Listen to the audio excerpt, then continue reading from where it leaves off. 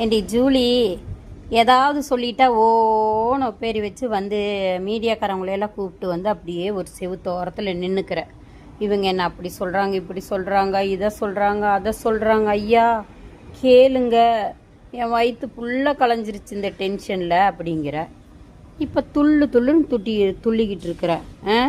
வாயை தோற மாமு நீட்டை பற்றி பேசு. நீட்டை பற்றி யார் பேசணும்? நீட்டை ஒழிக்கிறேன்னு சொன்னது யார்? நீங்கள் நடத்த வேண்டிய வேலைகளெல்லாம் நாங்கள் நடத்திட்டுருக்கோன்னு நீங்கள் நீட்டை ஒழிக்கிறேன்னு சொன்னதையும் நாங்கள் ஒழிச்சிடணும் அப்படின்னு பார்த்துட்ருக்குறீங்களா?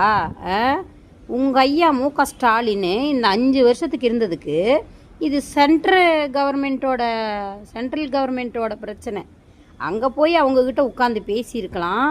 ஐயா அந்த நீட்டு இருக்கிறங்காட்டி குழந்தைகள்லாம் வந்து ரொம்ப தற்கொலை பண்ணிக்கிறாங்க ஐயா, இது பண்ணிக்கிறாங்க, இதை பற்றி நம்ம என்ன பேசலாம், இதை நம்ம நிறுத்த முடியுமா, நிறுத்த முடியாதா, இதை என்ன மக்கள்கிட்ட நான் என்ன பதில் சொல்லுவேன், நான் வேற வாக்குறுதியில் கொடுத்துருக்கையா அப்படின்னு கேட்க வேண்டியது உங்களுடைய ஐயா மு.க. ஸ்டாலின். நீ உங்கள் ஆளுகளையெல்லாம் கூட்டிகிட்டு போய் அவர் வாசல் நின்று கேளு. ஐயா ஸ்டாலின், நீட்டுக்கு என்ன பதிலடி? 5 வருஷத்துக்கு முன்னாடி வாக்குறுதி கொடுத்தீங்களே, செய்யாமல் போயிட்டீங்களே, இனி வெற்றி பெறவே மாட்டீங்களே, அப்போ இதுக்கு என்ன பதிலடி அப்படின்னு சொல்லி அந்த உதயநிதி 2-3 அட்டையெல்லாம் வச்சுருப்பார் குச்சியில் ஒட்ட வச்சு, அதைய வாங்கி அதில் எழுதி அவங்க வாசலில் போய் நில்லு. இங்கே வந்து நின்று கத்திட்டு இருக்காதடியே. அப்படியே உன்னை அப்படியே செஞ்சு விட்டுறணுடி.